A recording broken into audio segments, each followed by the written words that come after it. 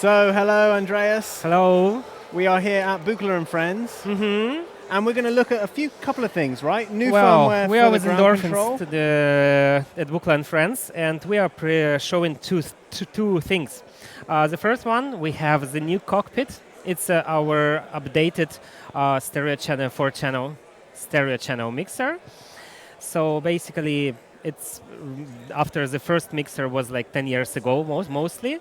We came up with like improved version with new VCA chips made by Sound Semiconductors SSI company, and the new layout. So the layout for the headphones, for the inputs and outputs, can be used with the simple mono cables, but we can also use just like airplane adapters for every of the channels, and you can just connect simple 3.5 millimeter stereo TRS sources like MP3 players, whatever, or headphones and the output.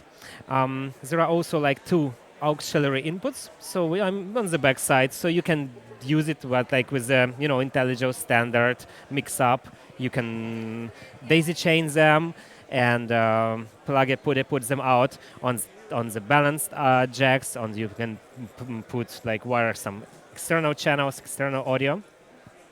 And of course, the biggest also improvement, there is a sidechain docking, which is like the feature that we used since a lot in the Ghost, and we had it before in the Ghost, and we had it in the cockpits before. So it's very simple. So I mean, if you are doing only like Eurorack mix, you are very limited with all the options. You don't have neither EQing nor processing. And what you need to do is just route the kick drum trigger. That's how it is multipled from our kick drum sequencer track. It is routed to the trigger input, and the trigger, just on the trigger, generates like a falling decay ramp. And the ramp, we made a special, very exponential curve that really like does exactly correct side chaining as it is basically. You do it in the door of your sidechain compression, kick and bass. So in that way, you can easily separate like a kick and drum and bass lines. Super easy, super efficient. Just run and gun solution for any live modular rig. So, I remember in the old cockpit we had like mute per channel and stuff like that. If we still got all of that, we had like clicking pots and exactly, everything. Yeah. So so it's like simple for those who don't know or something. So we have like 4 encoders. The encoders are endless, and they have like a clicks, like slide clicks, so you can adjust the volume, looking at the brightness of the LEDs. Like blue is on, red is muted, so you can just like even fade it off and then unmute it very quickly. Super simple without. So how we assign the sidechain docking? We just press and turn the encoder, and it will be in violet. Okay. It will be in violet in lila or pink color. It will be the amount of docking applied to the channel. So you can, if like the amount is super huge, if the amount is maximum, it will be ducked until full silence and then slow release, but you release basically set with the sidechain decay knob or sidechain release. Anyway, so that's a new cockpit. The price for the cockpit is 179 US or 179 euros with VAT included worldwide. It's a really like the price is really improved. We also try to improve the price, and we believe that's a really important modules. We even like advice for typical 7 UKs. It's like 2 cockpits, like Julia has in the case or something. It's like a really perfect. You have like up to 8 voices, up to 2 extra voices you have with the aux. You can do all the mixing needed because you unload all the mixing in the one U, and you just put the voices as sequencing, and you are just. So is it only a 1U module, or is it currently only 1U? Okay. Currently only 1U. It's like the layout in 3U wouldn't be the same. So that's why it's like it needs some radical changes of the layout. So we want to keep it like only in 1U for now. Okay, brilliant. So you've also got some firmware for the ground control, exactly, right? So that's the ground control. It's our it's our the only main sequencer, and it was like introduced since 6 or 5 years already, and it's our like flagship sequencer. I wanted to say that it has 3 melodic tracks and 8 drum triggers. It has 24 projects.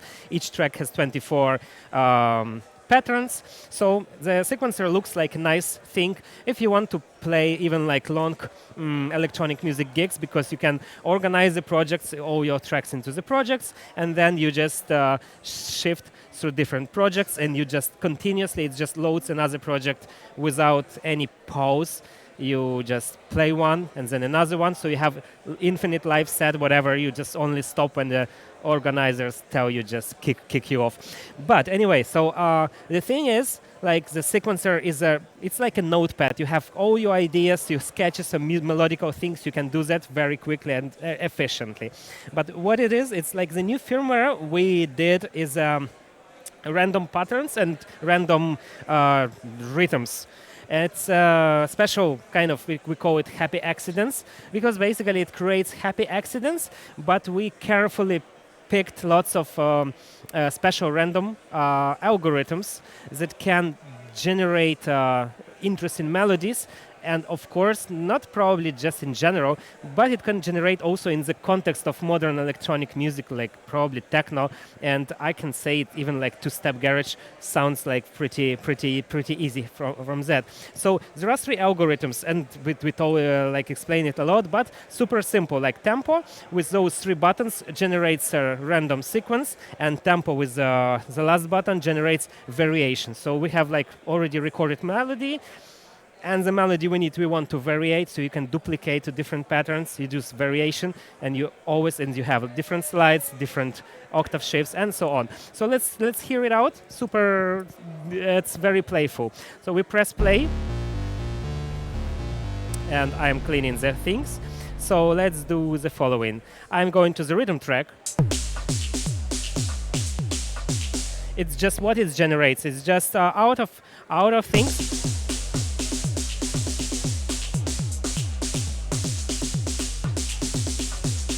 Okay, so we kind of have like 4x4 rhythm we can just like nest this.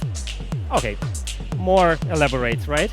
Then we need some melodies, or let's call it like a bass line, let's say.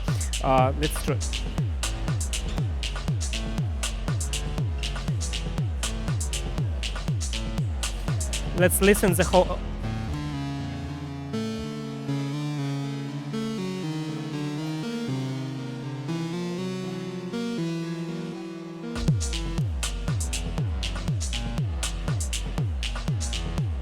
And we have more voices, let's call it like that. So does it always know to kind of keep the second voice in pitch with the first? Yeah? It's very simple. You know why? Because we have scales, and we have different scales, so you can choose. There are different like melodic scales. For example, you can choose like minor, and probably for techno, you probably want a minor scale. Sounds like it's quite a depressing type of music, isn't it? Sometimes. So it's dark. It's something it's like dark, comes from your soul, inside. So back to the thing. Yeah, sorry. So the thing is like I wanted to show, for example, like in a context how it generates melodies. It's not like it's just randomly picking up out of context. So it basically, there is a root node. So we have like in the sequencer we have the root node and the keys. So we have you can enable different keys, or you can just select various sequencers. You can predefined and normal like different scales, music scales. So which notes will be working, or if the notes out of scale, it will be plain, or it will not be plain, or it will be plain to the closest upper note or lower note. So those are the scales. So the random pattern generators, they generate notes in a various